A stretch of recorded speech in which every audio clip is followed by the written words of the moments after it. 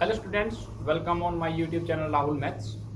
तो बच्चों, आज हम करने वाले हैं अपने इस यूट्यूब चैनल पर प्रमेय नंबर 5। जो हमारी थ्योरम की जो सीरीज चली हुई है, मैंने आपको प्रमेय नंबर 1, प्रमेय नंबर 2, प्रमेय नंबर 3, प्रमेय नंबर 4 की जितनी भी हमारी वीडियो हैं प्रमेय 4 की, वो सभी आपको प्रोवाइड करा दी हैं। आज मैं आपको प्रोवाइड कराने वाला हूँ प्रमेय नंबर 5, जो कि परीक्षा की दृष्टि से बहुत ही इंपॉर्टेंट थ्योरम है और बहुत ही इजी सी थ्योरम भी है। थोड़ी लेंथी जरूर है, थोड़ी लंबी जरूर है, लेकिन बहुत ही इजी है। तो इसको पढ़ने में आपको बहुत ही इंटरेस्ट आने वाला है। और आइए कर लेते हैं इस थ्योरम को। देखिए, इसमें क्या कह रहा है कि सिद्ध कीजिए कि दो समरूप त्रिभुजों के क्षेत्रफलों का अनुपात इनकी संगत भुजाओं के अनुपात के वर्ग के बराबर होता है। अब दो त्रिभुजों की बात चल रही है, तो इसमें सबसे पहले क्या करते हैं, हमको दो त्रिभुज बनाने पड़ेंगे। तो सबसे पहले हम इसमें दो समरूप त्रिभुज बेटा बना लेते हैं। तो बना लेते हैं। इसको मैंने ए बी और सी नाम दे दिया, पहले वाला त्रिभुज जो मैंने इसमें बनाया। और जो दूसरा त्रिभुज मैं इसमें बना रहा हूं, उसको मैं नाम दे देता हूं बच्चों पी क्यू आर। इसको मैंने बच्चों नाम दे दिया पी क्यू आर। अब सबसे पहला जो हमारा स्टेप होता है दिया है। सबसे पहला स्टेप क्या होता है बच्चों, हमारा दिया है। तो इसके अंदर हमको क्या दिया हुआ है, इसमें हमको दो समरूप त्रिभुज दिए गए थे। यहाँ लिखेंगे दिया है हमें दो समरूप त्रिभुज ए बी सी और त्रिभुज पी क्यू आर। ठीक है। और अगर इसको हम मैथमेटिकल रूप में लिखना चाहे तो हम लिख सकते हैं त्रिभुज ए बी सी समरूप त्रिभुज पी क्यू आर। ठीक है। इसके बाद आता है बच्चों सिद्ध करना।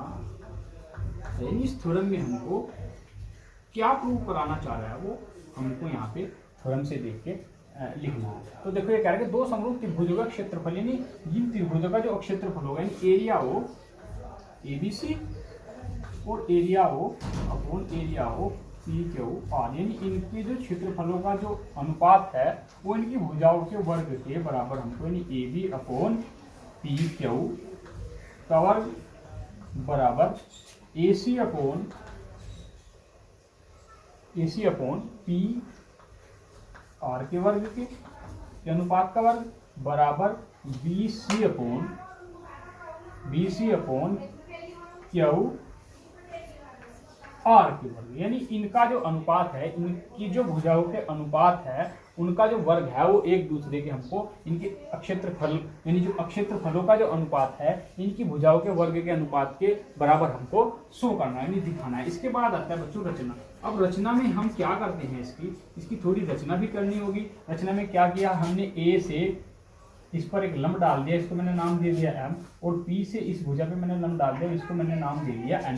तो यहाँ पे लिख लेते हैं A M perpendicular B C तथा P N perpendicular Q R खींचिए। ठीक है, ये हमने ठीक है रचना की। उसके बाद आती है बच्चों उपपत्ति। अब उपपत्ति में क्या करते हैं, उपपत्ति में हम ले लेते हैं area of A B C, area of A B C यानी 1/2। अब किसी भी त्रिभुज का क्षेत्रफल जो होता है 1/2 आधार गुना ऊंचाई, 1/2 आधार गुना ऊंचाई। अब यहाँ पे आधार है हमारा इसका बी सी और हाइट है बच्चों हमारी ए। तो ये हो गया। और नेक्स्ट एरिया ऑफ ले लेते हैं, area of P Q R का, और ये बराबर होगा 1/2 आधार है हमारा यहाँ पे इसका क्यू आर और हाइट है बच्चों हमारी इसकी पी है।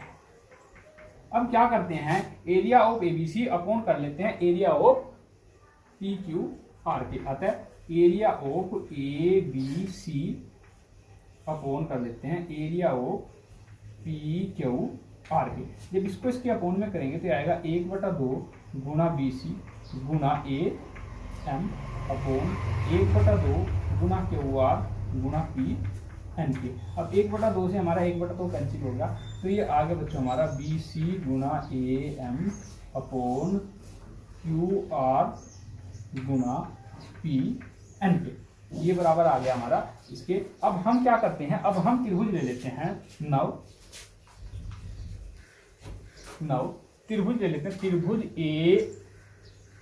ए बी एम, त्रिभुज ए बी एम और त्रिभुज ए बी एम और त्रिभुज पी क्यू एन, त्रिभुज पी क्यू एन ये ले लेते हैं। अब इसमें क्या है कि जो हमारा कोण बी है वो कोण क्यू के बराबर होगा, कोण बी बराबर होगा कोण क्यू के।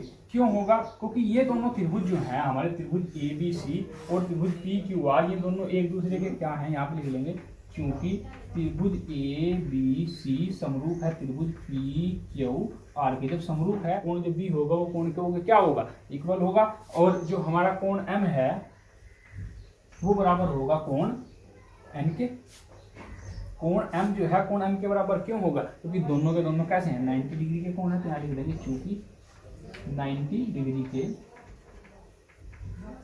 कोण होने के कारण क्या होगा, ये दोनों एक दूसरे के इक्वल होंगे। त्रिभुज जो हमारा त्रिभुज ए बी एम, यानी जो हमारा त्रिभुज है, त्रिभुज ए बी एम है, वो समरूप होगा त्रिभुज पी क्यू एन के, यानी त्रिभुज ए बी एम वो समरूप होगा त्रिभुज क्यू बी एन के। जब ये इसके समरूप होगा, और ये जो हमारी यहाँ पे जो ये आया था इसको हम लेट कर लेते हैं समीकरण 1, और जब ये इसके समरूप होगा तो जो इनकी भुजाओं का अनुपात होगा वो भी इक्वल होगा, यानी ए बी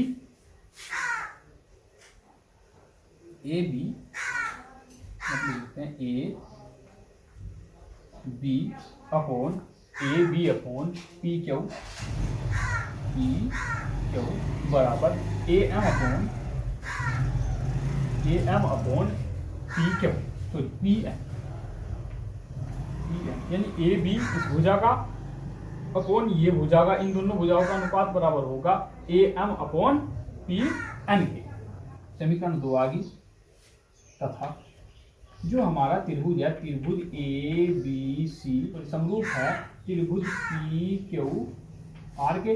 कहाँ से पता लगा? ये हमको दिया है। जब ये दोनों समरूप हैं, और हमने जो हमारी जो हमने इससे पहले 3 थ्योरम पढ़ी उसमें पढ़ा था कि इनकी जो साइड्स का अनुपात, यानी इनकी जो भुजाओं का अनुपात होता है वो क्या होता है, इक्वल होता है। तो हम यहाँ पे लिख सकते हैं A B upon P Q बराबर A C upon P R बराबर B C upon Q R. जो हमारी समीकरण 3। अब देखो समीकरण ले लेते हैं, समीकरण 1 व समीकरण 3 से।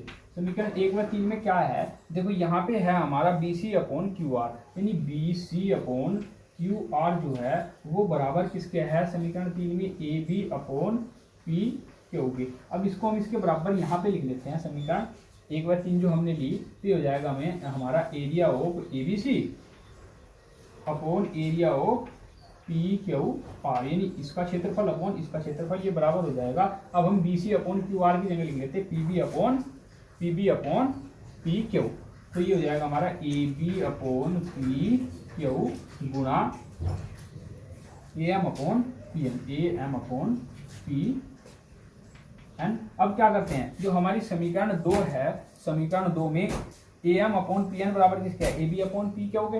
यहाँ लिख लेते हैं समीकरण 2 से। समीकरण 2 से ये जो हो जाएगा area of A B C upon area of P Q R, ये बराबर हो जाएगा हमारा A B upon P Q गुणा A B upon P Q, यानी बराबर आ गया A B upon P Q का होल स्क्वायर। प्रकार इसी प्रकार समीकरण 3 से हमको क्या प्राप्त होगा कि जो हमारा एरिया है, area of A B C upon area of P Q R जो है वो बराबर होगा A B upon P Q का होल स्क्वायर बराबर, जो हमें प्रूव करना है वही लिख देते हैं, A C upon P R का होल स्क्वायर बराबर B C upon Q R का होल स्क्वायर। Hence proof. देखो कितनी सिंपल सी थ्योरम है ये, बहुत ही इजी थ्योरम है। बस क्या करना है आपको, बहुत ही ध्यानपूर्वक इसको करते हुए जाना है। ठीक है, आपको बीच में ना इधर उधर की बातों में ध्यान नहीं देना है, आपको ओनली अपनी जो परमे कर रहे हो तो इसी पे कंसंट्रेट रखना है बच्चों। अब ये थ्योरम बहुत ही इजी और सिंपल सी थ्योरम है और 5 या 6 नंबर आपको आराम से दे के जाएगी।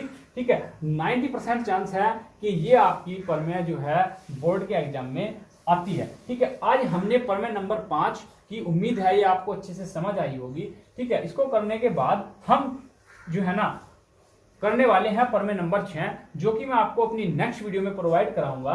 तब तक आप परमे नंबर 1, 2, 3, 4 और परमे नंबर 5 इनको अच्छे से रिवाइज करते रहिए। और यदि इनमें कोई डाउट और प्रॉब्लम्स आपको नजर आती है तो आप उसको कमेंट्स के माध्यम से मुझसे पूछ सकते हैं। यदि आपको ये वीडियो अच्छी लग रही हो तो आप लाइक जरूर करें। और जब तक मैं आपको अपनी नेक्स्ट वीडियो प्रोवाइड कराता हूं बच्चों, तब तक के लिए थैंक यू सो मच।